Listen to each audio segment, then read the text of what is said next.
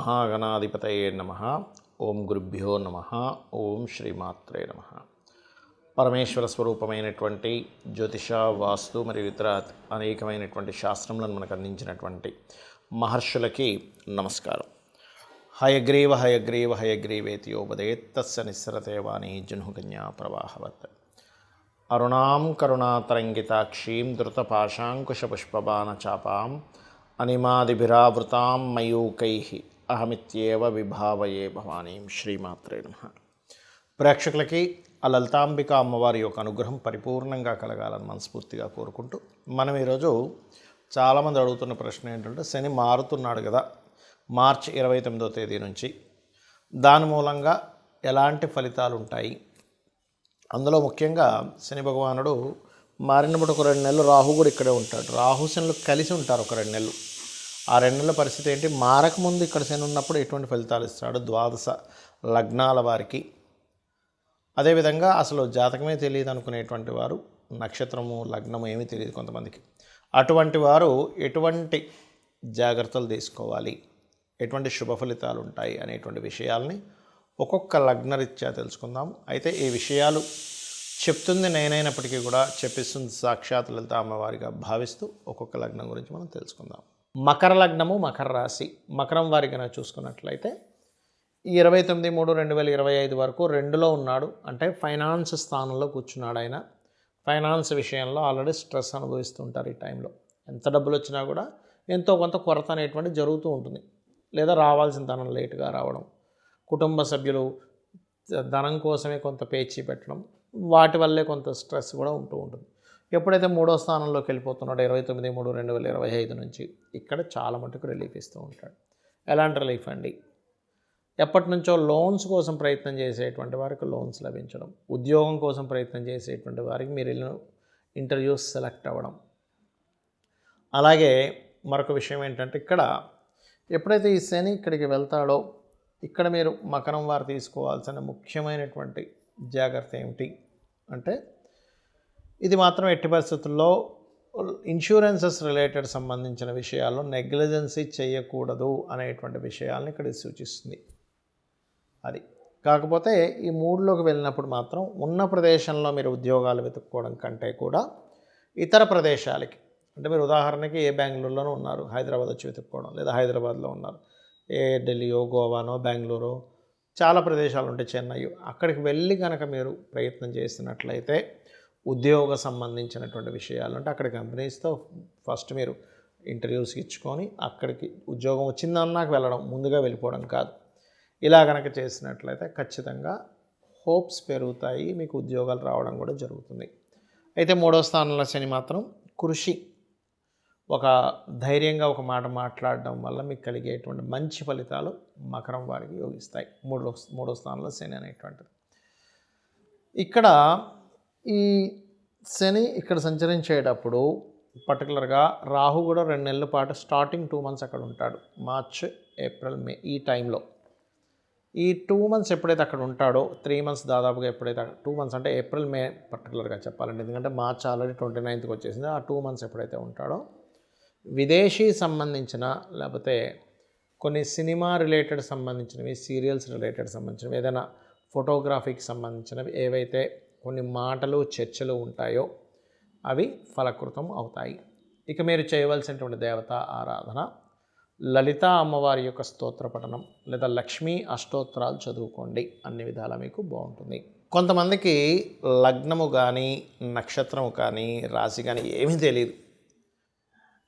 తెలిస్తే కనీసం ఏలినాటి శని నడుస్తుందా, అర్ధాష్టమ శని నడుస్తుందా, అష్టమ శని నడుస్తుందా అని ఒక క్లారిటీ ఉంటుంది. అయితే మీకు ఒక విషయం గుర్తుపెట్టుకోవాలి, అందరూ కూడా శని అనగానే అదేదో మన మీద ఆయన కక్ష కట్టి ఇబ్బంది పెడుతున్నాడు అనుకుంటే పూర్తిగా రాంగ్. మీ కర్మే. నవగ్రహాలు కూడా రవి దగ్గర నుంచి 9 కూడా, అందులో 2 ఛాయాగ్రహాలు కూడా మీ యొక్క కర్మే ఆ రూపంలో వస్తుంది. మన కర్మ ఆ రూపంలో ఉందని మనం ఫస్ట్ అర్థం చేసుకోవాలి. రెండవది, ఈ కర్మ దాటలేమా అంటే ఖచ్చితంగా దాటగలం. ఎప్పుడు? శని అంటేనే కర్మకారకుడు, కృషికారకుడు, శ్రమకారకుడు అంటారు. శ్రమ ఎంత మనం చేస్తే శని భగవానుడు అంత ఆనందిస్తాడు. ఇంట్లో పడుకుంటే మాత్రం ఆయన ప్రభావం చాలా ఎక్కువగా ఉంటుంది, గుర్తుపెట్టుకోండి. శుభ్రంగా నేను ఏ పని చేయను, నాకు ఈజీ మనీ రావాలి, ఇలా ప్యాక్ ఆడితే నాకు డబ్బులు రావాలి, ఇలా ఇంకో దేంట్లోనో బెట్టింగ్స్ ఆడితే నాకు డబ్బులు రావాలి అని అనుకున్నారా, శని మొత్తం రోడ్డు మీదకి లాగుతాడు. గుర్తుపెట్టుకోండి, ఖచ్చితంగా రోడ్డు మీదకి లాగేటువంటి గ్రహం ఏదైనా ఉంది అంటే శని భగవానుడు. ఏది ఈజీ మనీ రావాలనుకుంటే ప్యాకెట్లు ఆడుకోవడం, రమ్మీలు చూస్తుంటాం మనం ఇవాళ రేపు ఫోన్స్లో, రమ్మీ ఆడడం, లేకపోతే ఏదో గుర్రం పందాలకి వెళ్ళిపోవడం, లేకపోతే ఇంకోటి ఏదో పందాలు.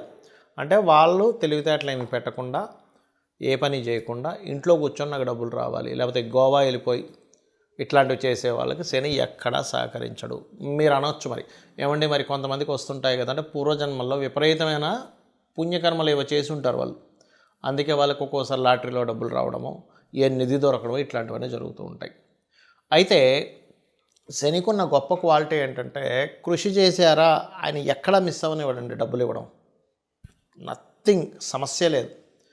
అయితే ఇక్కడ మీకు మరి నక్షత్రము రాశి తెలియని వారి పరిస్థితి ఏమిటి అంటే, శని 12లో న్యాచురల్ 12th హౌస్లో తిరిగేటప్పుడు పర్టికులర్గా అది కూడా రాహుతో తిరుగుతున్నాడు కాబట్టి కొంచెం అందరూ అంటే ఈ తెలియని వాళ్ళు ఇన్వెస్ట్మెంట్ చేసేటప్పుడు మాత్రం జాగ్రత్తగా ఉండాలి. ఎందుకంటే ఇక్కడ తిరిగేటువంటి శని దేశకాల పరిస్థితుల మీద ఎటువంటి ప్రభావం చూపిస్తాడంటే, జీవుల మీద కొంచెం హెల్త్ రిలేటెడ్ ఇష్యూస్ మీద ప్రభావం చూపిస్తూ ఉంటాడు ఇక్కడ తిరిగే శని. ఎందుకంటే ఇక్కడ శని ఇక్కడ ఉంటూ గురురాశుల్లో ఉంటూ మరో గురురాశులను చూస్తున్నాడు, జీవుల మీద, హెల్త్ మీద, అలాగే కర్మ, వర్క్ మీద.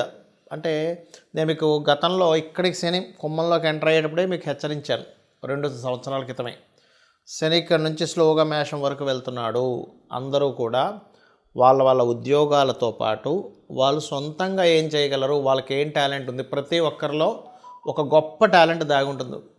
వాళ్ళ టాలెంట్ ఏంటో గుర్తించి దాన్ని సైడ్గా పెట్టుకొని దాని ద్వారా కూడా సైడ్ ఎంతో కొంత మనీ ఎర్న్ చేసుకునేటువంటి దీంట్లోకి జనాలందరూ వెళ్ళవలసినటువంటి పరిస్థితి రాబోతుంది. అలా వెళ్ళాలి, ఇప్పటి నుంచే మీరు సెట్ చేసుకోవాలని.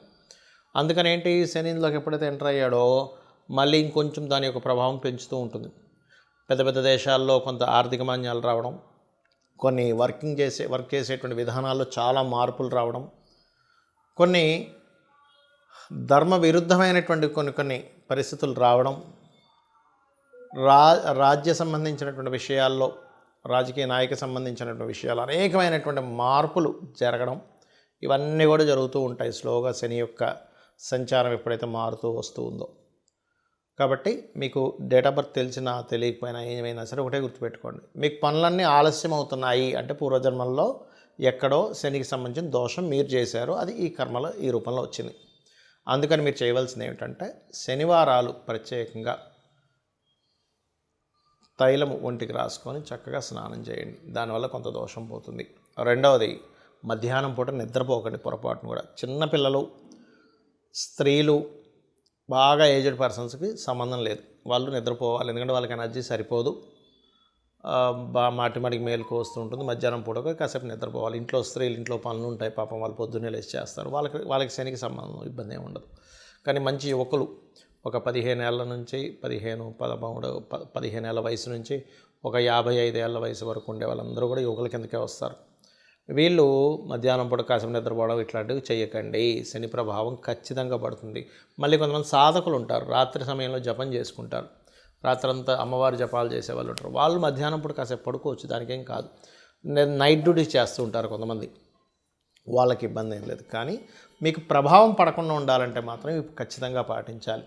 ఎక్కువగా వాకింగ్ చేయాలి, ఎక్సర్సైజెస్ చేయాలంటే మార్స్ ఎనర్జీని పెంచుకోవాలి. ఇక్కడ హోమాలకు ఎక్కువగా పార్టిసిపేట్ చేస్తుండాలి, చండీ హోమము లేదా చండీ పారాయణం చేస్తుండాలి. ఆంజనేయ స్వామి ఆలయం కానీ, నరసింహస్వామి ఆలయం కానీ, ఏదైనా శక్తి దేవత ఆలయాలు లేదా గణపతి ఆలయం లేనట్లయితే మీకు దగ్గరలో రావి చెట్టు ఉన్నా కూడా దాని చుట్టూ ప్రదక్షిణం చేసినా కూడా మీకు ఆ యొక్క దోషం అనేటువంటిది పరిపూర్ణంగా తొలగిపోతుంది.